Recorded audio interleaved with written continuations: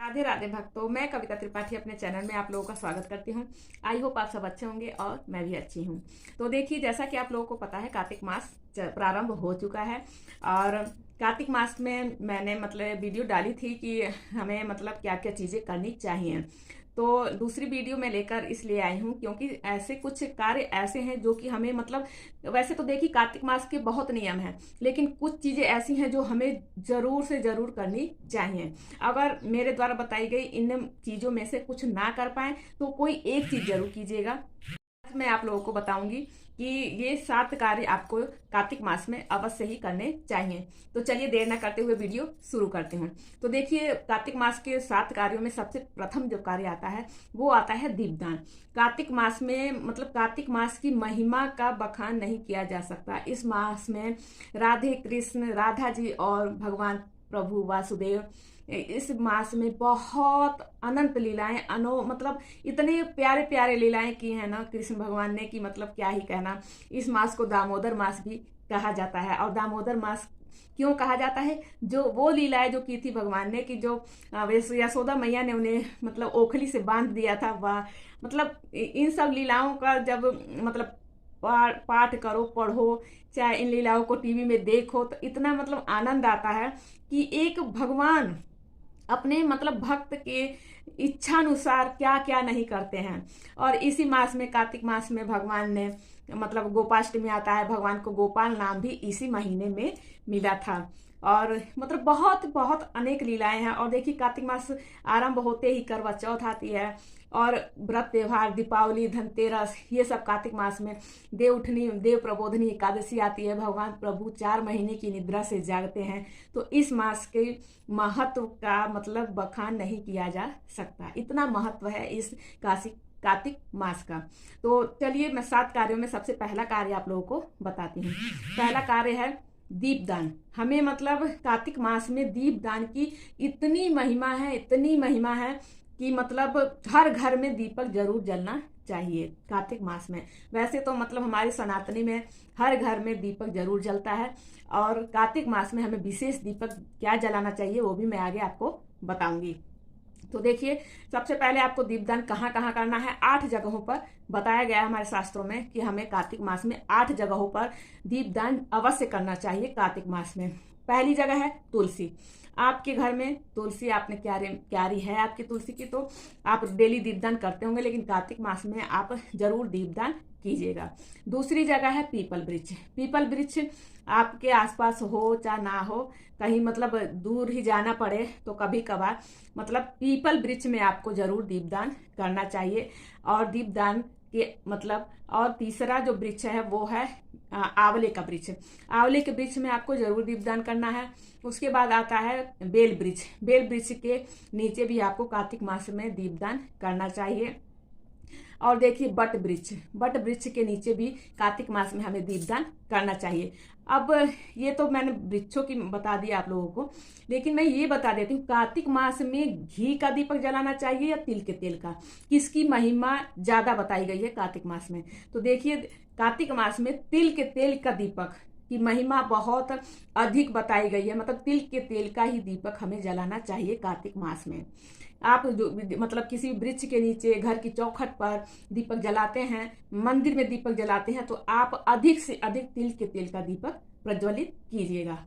और वृक्ष के अलावा आप घर के मंदिर में, आपके घर लड्डू गोपाल जी हैं तो उनके आगे आपको क्या करना है, एक विशेष दीपक के बारे में मैंने बताया था आपसे, तो वो दीपक मैं आपको बताती हूँ। देखिए, सबसे पहले आप जितनी जगह दीपक आपको मतलब जलाना है, 5 जगह 6 जगह, जितने में आप देखिए अपने हिसाब से आप, ये मैं नहीं कह रही हूँ कि मैंने 8 जगह बताया तो आप 8 जगह दीपक जलाइए, नहीं। आपके मतलब 1 जगह 2 जगह, लेकिन जरूर जलाइएगा कार्तिक मास में, क्योंकि दीपदान का बहुत अधिक महत्व बताया गया है। तो उसमें क्या करना है, आपको जो भी 4-5 दिए अपना लगा लीजिए। उसके बाद आपको क्या करना है, जो तुलसी जी की लकड़ी होती है, जो काष्ठ होती है तुलसी जी की, उससे दीपक प्रज्वलित करना है। जैसे हम मतलब डेली पूजा में क्या करते हैं कि हम करते हैं कि मतलब माचिस से दीपक जला लेते हैं, प्रज्वलित कर लेते हैं, लेकिन नहीं, इस बार आप कार्तिक मास में आपको एक नियम जरूर धारण करना है। क्या करना है कि जो तुलसी जी की सूखी लकड़ी आपने रखी होगी, आप तो उससे आपको दीपक प्रज्वलित करना है। कपूर डालना है और उसके बाद माचिस से कपूर को जलाना है। उसके बाद लकड़ी, तुलसी जी की लकड़ी को प्रज्वलित करना है। उससे आपने जो भी 4-5, 1-2 जो भी दीपक आपको जलाने हैं वो सारे दीपक उसी लकड़ी से प्रज्वलित कीजिए। बताया गया है हमारे शास्त्रों में कि तुलसी की काष्ठ की लकड़ी का दीपक, काष्ठ का दीपक, अगर हम भगवान विष्णु जी के मंदिर में, आपके घर में विष्णु जी की प्रतिमा हो, लड्डू गोपाल जी हो, उनके आगे अगर तुलसी जी की लकड़ी का दीपक, तुलसी की काष्ठ का दीपक हमें जलाते हैं, हम अगर प्रज्वलित करते हैं कार्तिक मास में पूरे 1 महीने, तो हमें एक दीपक का फल 1 लाख के बराबर, 1 लाख पुण्य के बराबर हमें फल प्राप्त होता है। अब ये लगा लीजिए कि 1 महीने आप डेली प्रज्वलित करेंगे तो आपको कितना पुण्य प्राप्त होगा। तो देखिए, अपने बुरे प्रारब्ध जो भी हम पूर्व जन्म में, चाहे इस जन्म में जाने अनजाने हमसे जो पाप हो जाते हैं, उसको हम जानते भी नहीं है, लेकिन उसका हमें प्रारब्ध, हमें उसका फल भोगना पड़ता है। तो ये पुण्य कमाने का टाइम है, जो भी हमारे बुरे कर्म हैं उसको समाप्त करने का टाइम है। तो आप तुलसी की लकड़ी का दीपक अपने लड्डू गोपाल जी के आगे, भगवान विष्णु की प्रतिमा के आगे, अगर मंदिर जा सकें तो मंदिर में आपको भगवान विष्णु, कृष्ण भगवान, राम जी, इनके आगे तुलसी की काष्ठ का दीपक जरूर आपको एक जलाना चाहिए। ये हो गया पहला जो मैंने 7 कार्य में से पहला कार्य हो गया दीपदान। दूसरा जो कार्य मैं आपको बताऊंगी वो है कार्तिक मास में जो हमें दूसरा कार्य जो करना चाहिए वो है हमें अपने मतलब अपने गले में, और अगर आपके घर में लड्डू गोपाल जी हैं, भगवान विष्णु जी की प्रतिमा है, तो उनको आपको तुलसी की माला धारण करानी चाहिए, जरूर करानी चाहिए अगर अभी तक आपने नहीं कराया है। और अपने गले में भी आप धारण कर लीजिएगा, करना चाहिए कार्तिक मास में। अगर देखिए, लेकिन तुलसी जी की जो माला होती है उसको धारण करने के बहुत ही सारे नियम होते हैं। अगर आप उन नियमों को फॉलो नहीं कर सकते तो मत धारण कीजिएगा, अगर आप कर सकते हैं तभी धारण कीजिएगा। देखिए, सबसे पहले तुलसी जी की माला धारण करने का जो नियम होता है, पहली बात तो मांस, मदिरा, प्याज, लहसुन, इन सब चीजों से दूरी बना के रखना है। किसी की चुगली, निंदा, बुराई नहीं करनी चाहिए तुलसी की माला धारण करें, क्योंकि जो तुलसी की जो कंठी होती है, कंठ का मतलब है कि बैकुंठ, यानी बैकुंठ में रह के हमें कोई बुरे काम नहीं करने चाहिए। तो इसीलिए तुलसी की माला, अगर आप ये सब नियम कर सकते हैं तो आप तुलसी की माला जरूर धारण कीजिएगा। और देखिए, इसी क्रम में तीसरा जो कार्तिक मास का जो तीसरा नियम है वो है हमें अपने भगवान विष्णु जी को 4 पुष्प जरूर चढ़ाने चाहिए। चारों में से कोई एक भी आप चढ़ा सकते हैं। सबसे पहला पुष्प है अगस्त पुष्प। अगस्त पुष्प आप कार्तिक मास में भगवान प्रभु विष्णु को, भगवान कृष्ण को, प्रभु श्री राम को, अपने लड्डू गोपाल जी को जरूर अर्पित कीजिएगा। अगस्त पुष्प हो गया, मालती का पुष्प हो गया और केतकी का पुष्प हो गया। लेकिन केतकी का पुष्प शिव भगवान को, भोले बाबा को नहीं चढ़ाया जाता है, लेकिन प्रभु नारायण को चढ़ाते हैं, हम चढ़ा सकते हैं। तो कार्तिक महीने में केतकी का पुष्प भी हमें जरूर अर्पित करना चाहिए। और चौथा पुष्प है कमल का पुष्प। देखिए, कमल का पुष्प, अगर में कमल का पुष्प प्रभु नारायण को अर्पित करते हैं तो आप दिवाली की पूजा में वही पुष्प दोबारा आप माता लक्ष्मी की पूजा में प्रभु नारायण को दोबारा वही पुष्प अर्पित। तो चलिए, इसी क्रम में जो हमारा कार्तिक मास का जो चौथा नियम है वो है गौ सेवा। हमें कार्तिक मास में गौ सेवा अवश्य करनी चाहिए। अगर मान लीजिए आजकल तो गांव को छोड़ के कोई गौ सेवा कर नहीं पा रहा है, लेकिन अगर आपके आसपास गाय हैं, अगर नहीं है तो आप गौशाला में भी जाकर उनको एक रोटी, पहली रोटी गाय को देनी चाहिए। लेकिन इस मास में जरूर ध्यान रखिएगा, कार्तिक मास में, क्योंकि कई बार होता है कि सबके खाने के बाद जो बचता है वो रोटी हम गाय को देते हैं। कार्तिक मास में हमें जूठन नहीं देना है गाय माता को। तो ये बिल्कुल विशेष रूप से कार्तिक मास में आप ध्यान रखिएगा। वैसे तो गाय माता को रोटी आप डेली दे पाएं तो बहुत ही उत्तम होता है, लेकिन कार्तिक मास में आप जरूर पूरी कोशिश कीजिए। अगर आपके आसपास गाय हो तो आप पहली रोटी गाय माता के लिए, क्योंकि गाय पशु नहीं है, गाय माता है, तो इसलिए गाय के लिए पहली रोटी जरूर निकाल के रखिए। अगर आपके आसपास गाय नहीं है तो आप गौशाला में जाके, और देखिए हरे चारे का दान, हरे चारे को गौ माता को खिलाना कार्तिक मास में बहुत ही उत्तम कार्य होता है, बहुत पुण्य फल प्राप्त कराता है। तो आप पूरी कोशिश कीजिए गाय माता को हरा चारा खिलाने का। इसी क्रम में देखिए, पांचवा नियम है हमें भगवान की स्तुति स्तुति हमें मतलब अपनी रोज पूजा में जरूर सम्मिलित करना है।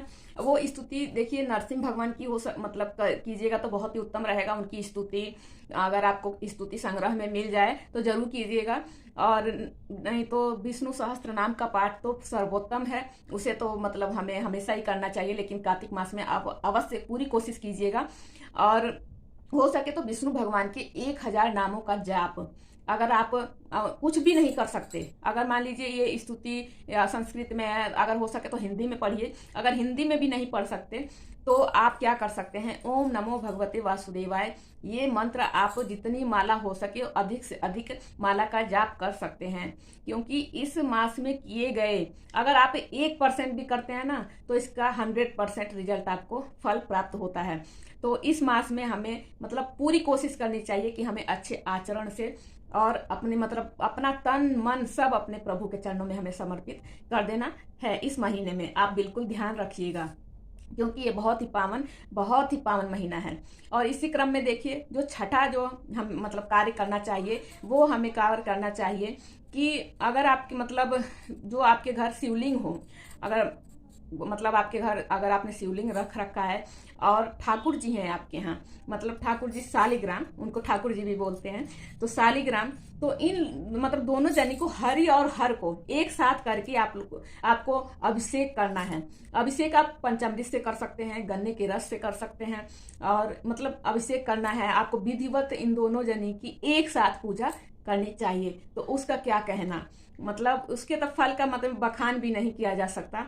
हरि और हर की एक साथ पूजा करके देखिए कितना पुण्य फल प्राप्त होगा। और इसी क्रम में देखिए जो हमें सातवां कार्य करना चाहिए कार्तिक मास में, वो है आखिरी जो हमारा कार्य है, सातवां कार्य है, वो हमें इस मास में हो सके तो आप डेली हवन कीजिए। हवन आप सूक्ष्म रूप से कर सकते हैं। सूक्ष्म रूप से कैसे हवन, देखिए आप कंडा लीजिए, मतलब गौ माता के जो गोबर से बनता है उपला, उसे कंडा भी कहते हैं, उपला भी कहते हैं। उस उपले को लीजिए, हो सके तो आप मिट्टी के पात्र में, देखिए लोहे का बिल्कुल प्रयोग मत कीजिएगा इस महीने में। आप हो सके तो मिट्टी के पात्र में मतलब छोटा सा आप ले लीजिए, उसमें आप वो गाय मतलब जो गाय माता के जो उपले हैं उसको रखिए, और उस पर कपूर रखिए, कपूर प्रज्वलित कीजिए, गूगल डालिए उस पर। और क्या करना है आपको इस महीने में, घी से हवन करना है। आप मतलब अपने समय के हिसाब से 11 बार 21 बार ओम नमो भगवते वासुदेवाय नमः स्वाहा, ओम नमो भगवते वासुदेवाय नमः स्वाहा। तो ये मैंने मतलब हवन जरूर कीजिएगा।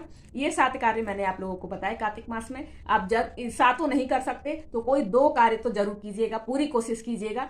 अपने मतलब 24 घंटे में से 10 मिनट या तो आधा घंटा भी निकाल सकते हैं आप अगर चाहेंगे तो प्रभु आप लोगों पे कृपा बनाए रखें। और आपका मतलब जो भी हो सके पूरी कोशिश कीजिएगा करने की। तो मेरे द्वारा दी गई जानकारी आप लोगों को कैसी लगी प्लीज़ कमेंट करके जरूर बताइएगा, और लाइक शेयर सब्सक्राइब जरूर कर दीजिएगा। मिलती हूँ नेक्स्ट वीडियो में। राधे राधे, जय माता दी।